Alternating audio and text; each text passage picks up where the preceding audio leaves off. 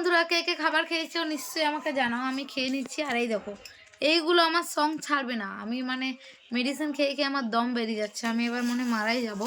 আর একটা খাচ্ছি, ওটা প্রায় কলগেটের মতন টেস্ট, একদম বাজে। তো তোমাদেরকে যেটা বলছিলাম, বাড়িতে বসে বসে আমার একদমই ভালো লাগছে না। কেউ কোথাও যদি একদিনের মধ্যে ঘুরতে যাও তো আমাকে নিশ্চয়ই কমেন্ট করে জানো, তাহলে আমি যাব। আর নতুন নতুন জায়গায় ঘুরতে যাব। আমার নতুন নতুন জায়গা, তারপরে নতুন নতুন জায়গা যদি নাও যাই, নতুন নতুন মানুষের সাথে ঘুরতে আমার খুবই ভালো লাগে, ফ্রেন্ড বানাতে ভালো লাগে।